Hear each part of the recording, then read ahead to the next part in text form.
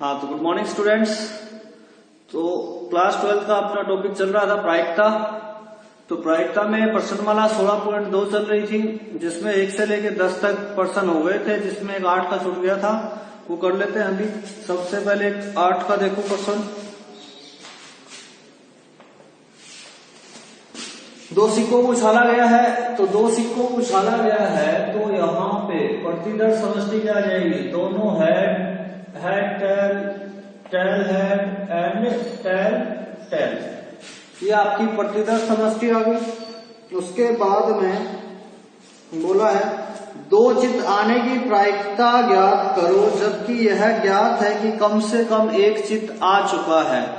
तो देखो, इसमें एक घटना दे रखी है, दूसरी घटना ज्ञात करनी है, यानी कि सहप्रतिबंध प्रायिकता का प्रश्न हो गया। यानी प्रश्नमाला 16.1 में इसको रखो। तो एक घटना है जो ज्ञात करना, उसको मैं ले लेता हूं क्या? 2 चित्त आने की,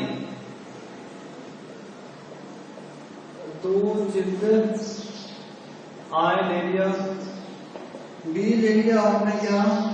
कम से कम 1 चित्त आ गए, कम से कम 1 चित्त आए। ठीक है।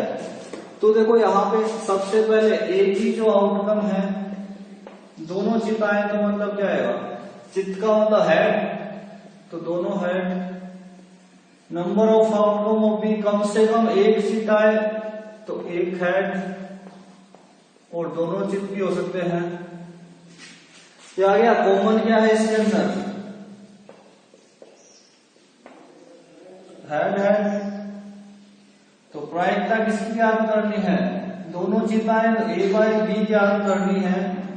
ए और बी की कॉमन प्रायिकता बट्टे में बी की प्रायिकता।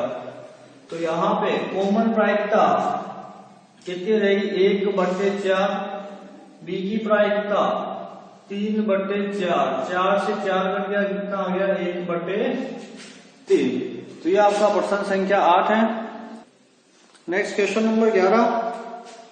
3 विद्यार्थियों को गणित की एक समस्या को हल करने के लिए दिया गया, यानी 3 विद्यार्थी गणित की एक समस्या हल कर रहे हैं। इन विद्यार्थियों के द्वारा समस्या को हल करने की प्रायिकता 1/2, 1/3, 1/4 है।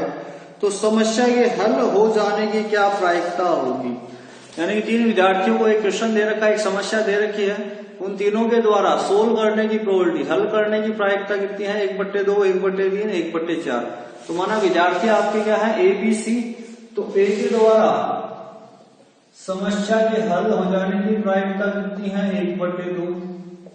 बी के द्वारा समस्या के हल हो जाने की प्रायिकता 1/3। सी के द्वारा समस्या की हल हो जाने की प्रायिकता कितनी है? 1/4। तो आपको निकालना क्या है इसके अंदर? उनमें से कम समस्या के हल हो जाने की प्रायिकता ज्ञात करनी है। मतलब समस्या आपकी हल होनी चाहिए। तो समस्या हल हो जाने की प्रायिकता का मतलब क्या हो गया आपका? कि आप समस्या के हल नहीं होने की प्रायिकता निकाल लो और एक में से क्या कर दो? माइनस कर दो। तो समस्या की क्या आ जाएगी? हल हो जाने की प्रायिकता आ जाएगी। तो यहाँ पे ए के द्वारा हल नहीं करने की प्रायिकता 1 माइनस 1/2, 1/2। बी के द्वारा हल नहीं होने की प्रायिकता 1 माइनस 1/3, 2/3। सी के द्वारा हल नहीं करने की प्रायिकता 1 माइनस 1/4, मतलब 3/4। अब समस्या के हल हो जाने की प्रायिकता, समस्या के हल हो जाने की प्रायिकता क्या होगी? 1 माइनस समस्या के हल नहीं होने की प्रायिकता। तो 1 माइनस नहीं होने की A bar dot B bar dot C bar. Okay, मान रख दो यहाँ पे। ए के नहीं होने की 1/2 है, बी के नहीं होने की 2/3 है, और ये कितनी है? 3/4। इसको सोल्व कर लेता हूं मैं। 2 से 2 कट गया, 3 से 3 कट गया, 1 माइनस 1/4 मतलब 4। ये आपकी हो गई समस्या के हल हो जाने की प्रायिकता। हाँ, तो प्रश्न संख्या 12 है, एक थैले में 5 सफेद और 3 काली गेंदें हैं। 5 सफेद है और 3 काली गेंदें हैं। ये एक थैले के अंदर एक बैग है, उसके अंदर ये गेंदें हैं। थैले में से 4 गेंदें उत्तरोत्तर बिना प्रतिस्थापन के निकाली जाती हैं। इस थैले में से 4 गेंदें आपको निकालनी है बिना प्रतिस्थापन का मतलब उनको बाहर फेंकना है, वापस नहीं रखना है उसके अंदर। तो इन गेंदों के एकांतरता है विभिन्न रंगों के होने की प्रायिकता ज्ञात कीजिए। इन गेंदों के मतलब इन 4 जो गेंद निकालनी है वो एकांतरता है, मतलब अल्टरनेट, अलग अलग रंग की आएंगी। मतलब जैसे पहले काली गेंद है, फिर सफेद, फिर काली गेंद है, फिर सफेद, ऐसे अल्टरनेट होनी चाहिए आपकी, अलग अलग रंग की होनी चाहिए। तो देखो चारों गेंद की निकालनी है, तो यहां से देखो सबसे पहले, हाँ सफेद कितनी है, 5 है, ये 3 है, तो चारों गेंदों की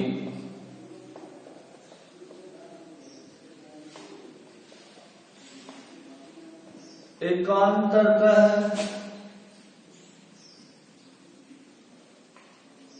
विभिन्न रंगों के होने की प्रायिकता। तो प्रायिकता क्या हो जाएगी, देखो यहां पे अलग अलग होगी। सबसे पहले जैसे व्हाइट होगी, ठीक है, फिर सेकंड वो ब्लैक होगी, काली होगी, तीसरी व्हाइट होगी और चौथी ब्लैक होगी। या फिर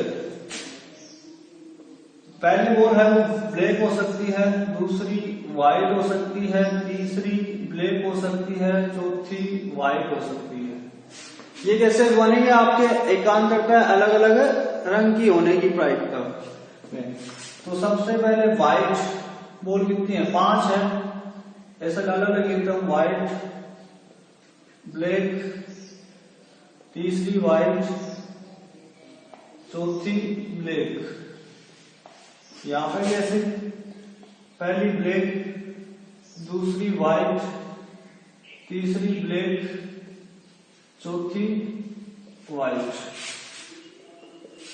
ओके, वैल्यू पुट आउट करें। सबसे पहले सफेद पोल है, सफेद कितनी है, 5 है, और टोटल कितनी है, 8।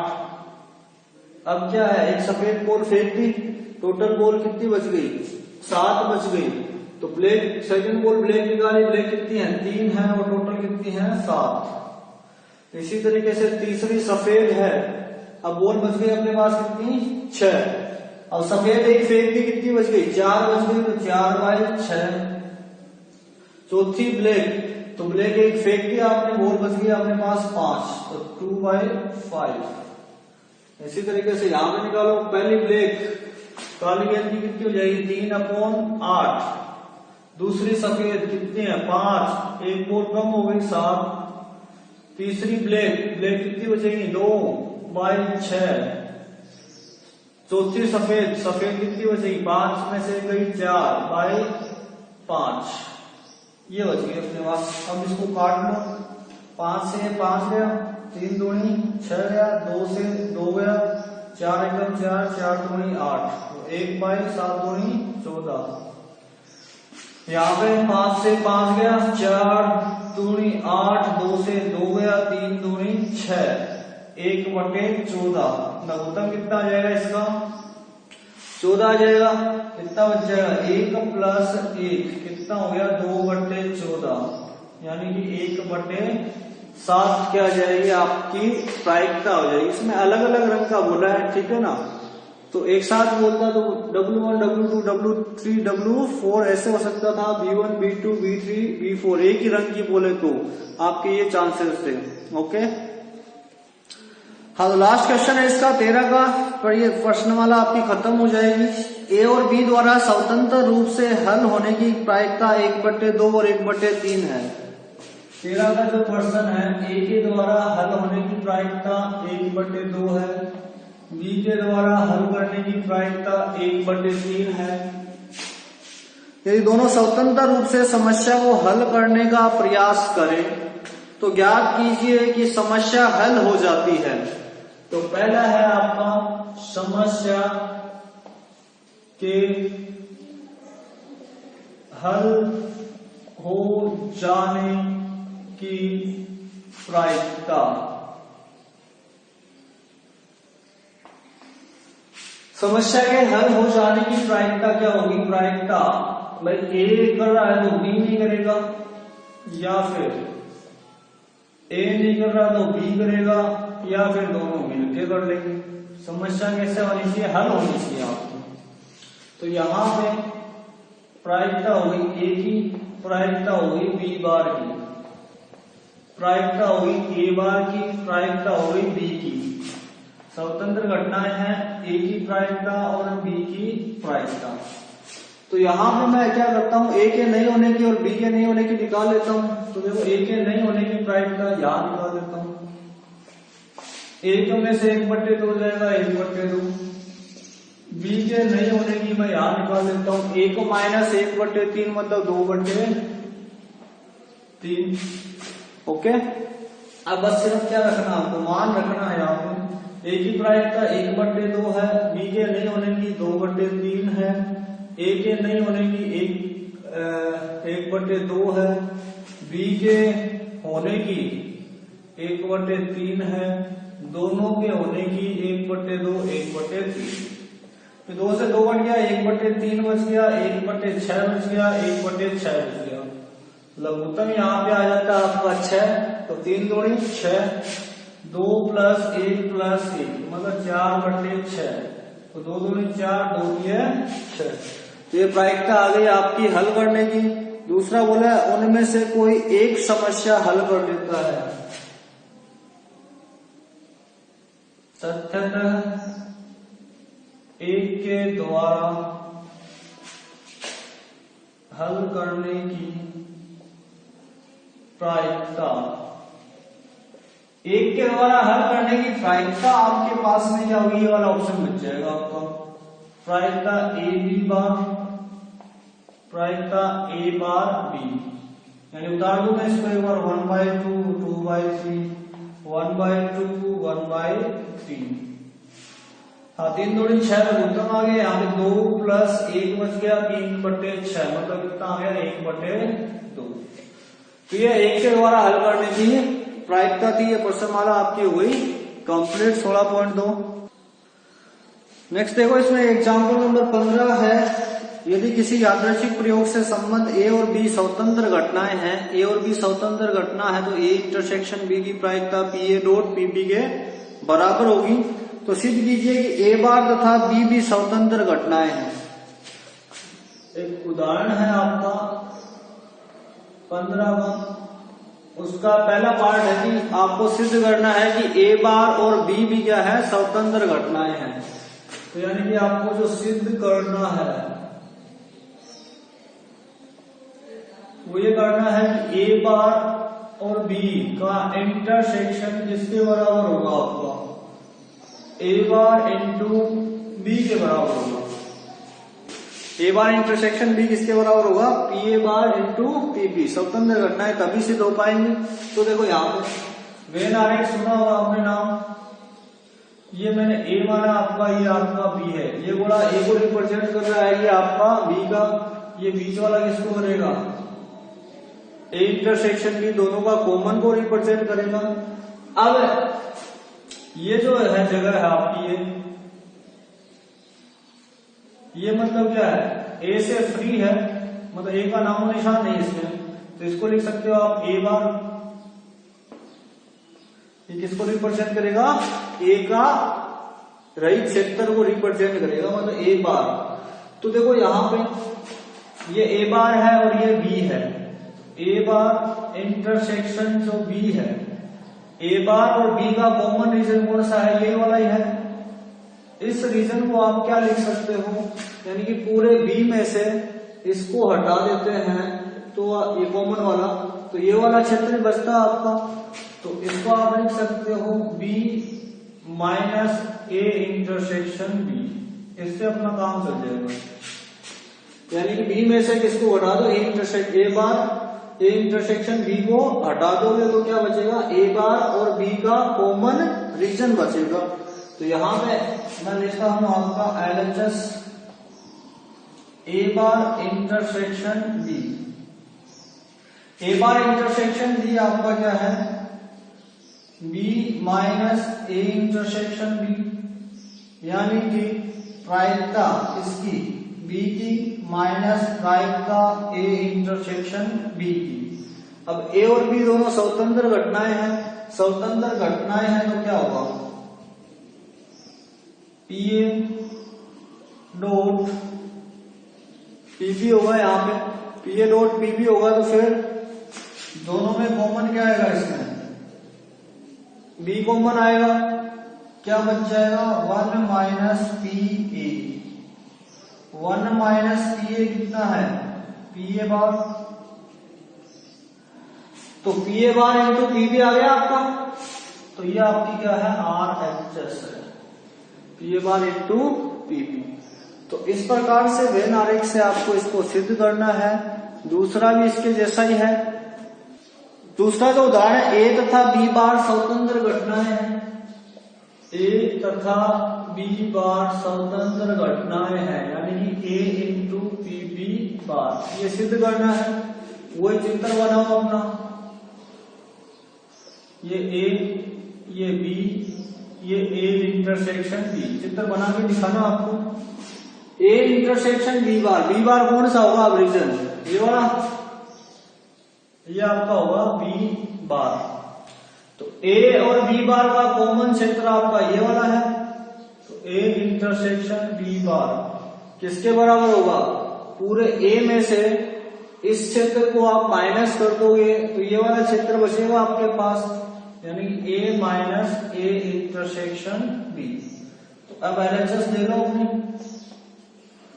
ए इंटरसेक्शन बी बार क्या है इसका मान, ए माइनस ए इंटरसेक्शन बी, किसके बराबर हो जाएगा, ए की प्रायिकता माइनस ए इंटरसेक्शन बी की प्रायिकता।